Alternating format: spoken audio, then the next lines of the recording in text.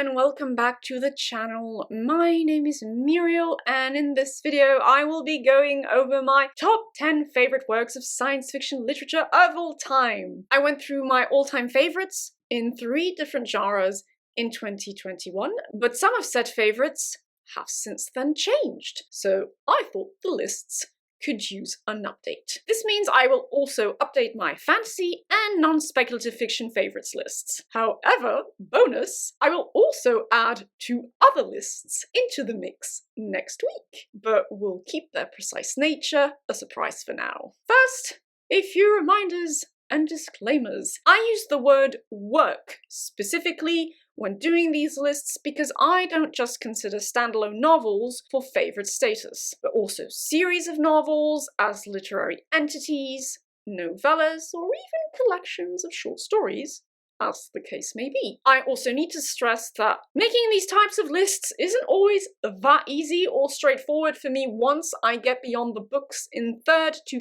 5th place. My feelings tend to be less visceral when it comes to lower ranked favorites, and the fact I rarely reread books that aren't uber favorites doesn't help either. That being said, it's also true that, at least when it comes to the science fiction and fantasy favorites, you can count on the fact all of them will have an 8 out of 10 rating at minimum. Furthermore, please remember that I only care about favorite works here, not favorite authors. I separate the art quite sharply from the artist, and am thus not interested in discussing here the problematic aspects of some of the writers on this and my fancy favorites lists. Finally, all the works I will be mentioning, barring the one in 9th place, have dedicated book reviews on my channel you are welcome to check out if you feel so inclined. Second, and before I start on the main list, a quick little aside about dystopian fiction. Ideally, the dystopian,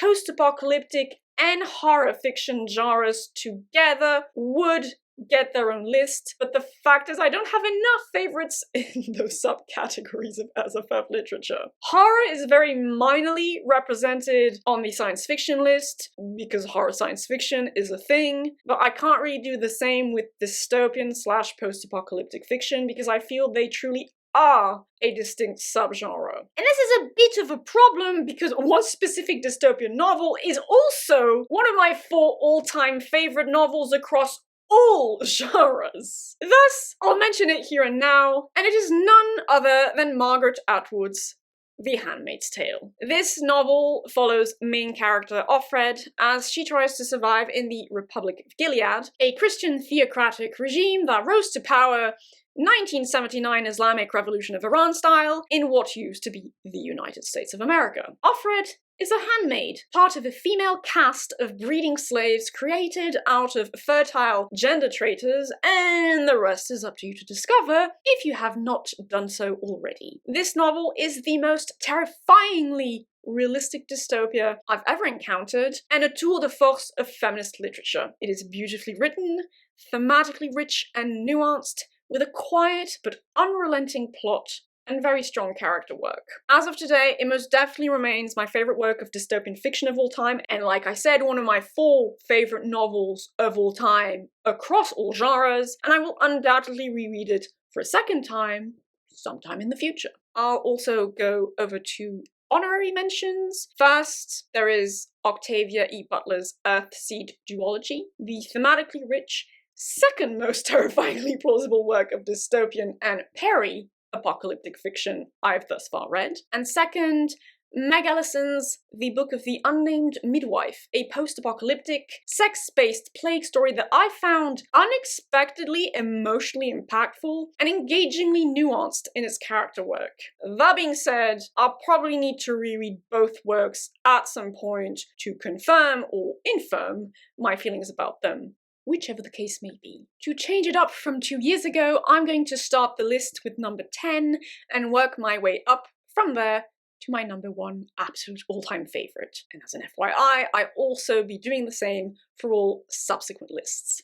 This time around, my number 10 is perhaps a bit of a joker card, as I'm essentially selecting an entire body of literary work that, of primarily science fiction, but most importantly, cosmic horror writer H.P. Lovecraft. Indeed, I decided I must have his, to put it simply, Cthulhu mythos on my list, for it is undeniable I just love me some good old Lovecraft. Funnily enough, however, my favorite short story of his isn't even part of the Cthulhu mythos, strictly speaking, as it is The Color Out of Space. Still, I certainly do generally derive immense enjoyment from his big, tentacled, and otherwise fucked up monsters. Oh my. Beyond that, I can't help but appreciate his masterful thematic exploration of the feeling of alienation. And well, yes, existential dread or terror. Duh. And the fact is, I've yet to truly encounter its like elsewhere in literature, though The Mist by Stephen King was a solid contemporary or more contemporary entry in the cosmic Lovecraftian horror genre for me, so there you go. My number 9 remains Daniel Keyes' Flowers for Algernon. This is the kind of science fiction story that focuses exclusively on the consequences of one answered what if. What if you could cure intellectual disability and make a person significantly more intelligent through medical intervention? Indeed, Flowers for Algernon follows the story of Charlie, a man born with phenylketonuria, a disease that causes severe cognitive and intellectual impairment, but which, ironically enough, kind of, especially given the emotional tone of the novel, doctors are now capable of treating with a specific diet, actually. Charlie is enrolled in a clinical trial meant to enhance his intelligence, and the book explores the consequences of the procedure on his thinking, his emotions, his relationships, etc. It is a very thoughtful and singularly moving story, and I would very highly recommend it. This time, my number 8 is none other than the first Dune trilogy written by Frank Herbert, of course, and here I am holding up Volume 1, Dune. But, let's be clear here, only the first trilogy. God Emperor of Dune can sod right off.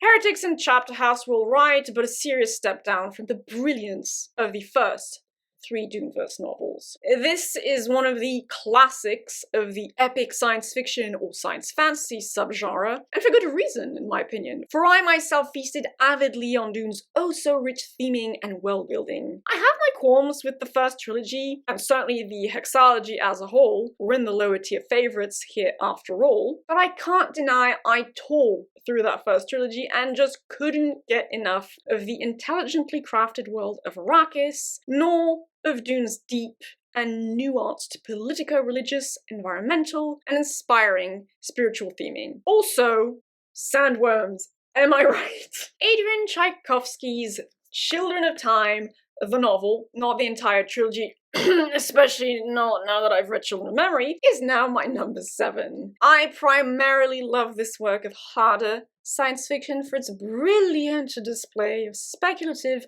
evolutionary biology. Indeed, I loved Children of Time's jumping spider civilization, and yes, to a lesser extent, Children of Rune's octopus one. I also enjoyed, more generally, the novel's exploration of sentience, trans-species communication and perception, as well as the way it contrasted the rise and fall of 2 animal civilizations, ours and the Portids, and illustrated the way surviving on a generation Ark ship would, realistically, honestly, traumatize the human psyche. I've had hits and misses with Tchaikovsky, but Children of Time definitely deserves all the praise it has received. And I mean, jumping spiders and octopuses! I love them! The first half of Dan Simmons' The Hyperion Cantos, so Hyperion and The Fall of Hyperion, with my slight preference going to the latter, is now my number 6. This is another classic of the epic science fiction subgenre, though it does also lean at times a teensy bit towards science fantasy given its somewhat spiritual thematic elements. I enjoyed the structure and style variegations of Hyperion, the expansion and high stakes of The Fall of Hyperion, the horror of the Shrike, the often poetic prose, the immersive world-building, and, of course, the layered theming. Oh yes, there was so much to think about and feel here. The relationship between creator and creation, or humankind and its environment, the nature of consciousness and God, love and interconnectedness, grief, pain, and redemption, oh my. Just like last time, my number 5 is China Miéville's Embassy Town. You all knew that China Miéville was gonna be on one of these lists, right? I first read this in January of 2021, and it is still my favorite of his novels, without a doubt. It is such a brilliantly imaginative piece of weird science fiction writing, featuring one of the coolest alien species, the Ariaki, I've ever encountered in literature, deliciously deep theming centered on colonialism, community, and power dynamics in, undeniable Miévillian fashion. And, most interestingly to me, the interplay of language and perception. Indeed, Embassy Town features the most intelligent and engaging exploration of linguistic relativity, the good old Sapir-Whorf hypothesis, I've thus far seen in fiction. This book was just dripping with thought provocation, and quite a bit of unexpected emotion as well, and I definitely look forward to rereading it in the future. My number 4 is a newcomer to the list, and it is, once again, Adrian Tchaikovsky's Elder Race, a novella for a change that unexpectedly but absolutely blew me away. I found it perfectly balanced when it came to prose, character work, and world building, and beautifully rich. Do you see the running theme here? When it came to its theming, centered on Arthur C. Clarke's third law of science fiction and the experience of crippling clinical depression. The latter's portrayal especially touched me to my core, as it basically describes depression the way I experience it. I felt seen in a way I rarely have in speculative fiction, though The Magicians in the genre of fantasy is a very close second, but more on that in the next video. Cherry on top of the cake with this one, there was something about Elder Race that reminded me of Ursula K. Le Guin's short fiction, which is no small reason why I feel it should have won the first ever Le Guin Prize for Fiction, but I didn't get to decide that, did I? Speaking of which, but I mean, let's be real, you all knew she was gonna appear sooner or later on this list. My number 3 is yet another newcomer, and it is a collection of short stories.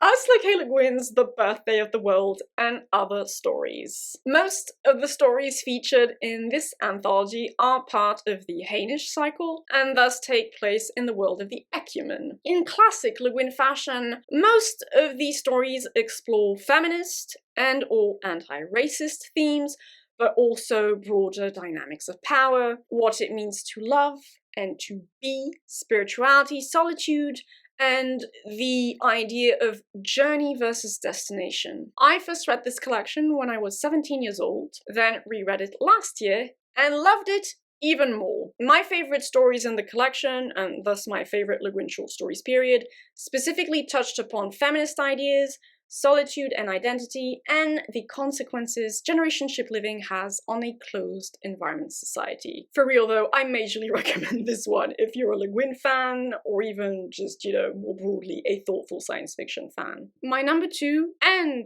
my number 1 favorite science fiction series, very firmly remains Jeff Vandermeer's The Southern Reach trilogy, a true gem of weird science fiction. I first read it in 2017 and loved it even more after rereading it last year. For one thing, it benefits from a near flawless and brilliantly self-contained first volume, Annihilation, but as far as I'm concerned, Authority and Acceptance, books 2 and 3, both equally participate in making the trilogy as a whole, a deeply thoughtful and haunting work of speculative fiction. The body, psychological and cosmic horror-strewn, but eerily beautiful wilderness of Area X will always stay with me, as will the, for me, autistic-coded biologist, Vandermeer's mesmerizing prose, and his entrancingly engaging theming centered on environmentalism,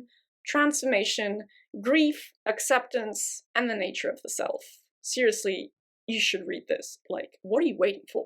Finally, my number 1 favorite science fiction standalone of all time has still not been dethroned, and thus remains, you all knew this was coming, Ursula K. Le Guin's The Left Hand of Darkness. This novel, part of the Hainish cycle once again, takes place on Gethin, a frozen planet where humans are hermaphroditic and gender, as a result, does not exist. The characters are deeply human despite their differences, the world building is immersive, and the novel is oh so deliciously rich thematically. Again, has the pattern here been obvious enough? Exploring, as it does, sex-based oppression and gender dynamics through their absence. I have to admit, I kind of love that theming device. Patriotism versus nationalism, progress versus stagnation, and what all of this can mean for us as human beings from a spiritual point of view. It is a true masterpiece of literature in general. Of course, I mean, it's my #1 for a reason, and of feminist science fiction literature specifically. It has fed my mind and my heart both times I have read it, and I'm certain it will do so again in the future. So there you have all my all-time favorites of science fiction literature and a couple of mentions for dystopian / post-apocalyptic fiction. I hope you found the video interesting and engaging. If you have any thoughts or feelings about any of the books I've mentioned, please feel free to drop a comment down below. And on that note, I hope you all have a lovely day, evening, or whichever time of day you prefer. Do take good care of yourselves. Thank you for the continued support, and I shall see you all very soon in the next video. But until then, bye-bye.